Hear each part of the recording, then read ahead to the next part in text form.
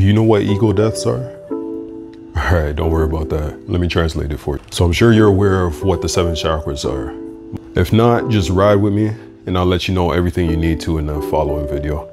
Now, these graphics that you typically see, they don't necessarily explain everything. They don't really explain like the half steps. What these graphics don't necessarily make clear is how to get there, how to evolve to that level, and how to upgrade your consciousness.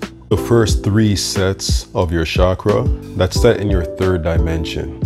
What that means is that you can only picture, relate to, talk to the version of yourself that understands who I am, what I do, and what I feel. It's mainly those type of statements. Sadly, you're in the 3rd dimension, but don't worry about that. We're gonna figure out how to get out of that space. And ultimately, just be happy that you're taking this step, watching this video called your first half step out of that reality into your new one. What are half steps? Well, just subscribe and I'll show you later on in new videos. After that half step, getting out of that frame of mind of thinking is gonna land you within the 4th dimension. Now, what the 4th dimension is, based off of your 4th and 5th chakra.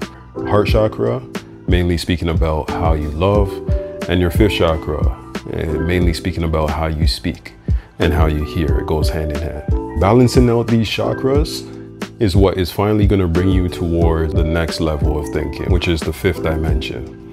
Now, the 5th dimension, your 3rd eye chakra, which is mainly how you see the world, how you perceive it. 7th chakra, which is the crown chakra, I call it the soul chakra. It's understanding, it's that intuitional step. It's fully understanding yourself. Now, the important part about all these steps is that you need to learn how to balance each chakra.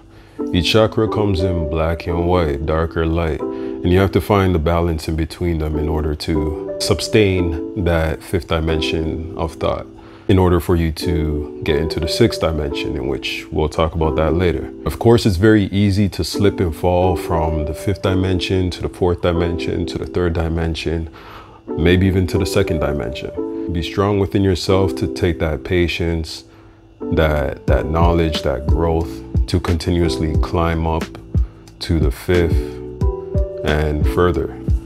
So now, what are ego deaths? Ego deaths are a death at each of those steps, those 3 steps of that frame of thinking. And each of them are packaged and killed in order for you to evolve to the next level of thinking. You can't bring any of the old stuff with you. You have to continue developing, continue growing. So it involves a death. You're gonna feel that pain. You're gonna cry about it. You're gonna relearn. You're gonna feel like a newborn baby again, and that's fine. It's a death. Death meant to avoid from resurrecting old patterns, old habits, old mistakes. But just like a fungus, obviously anything that dies could definitely grow back.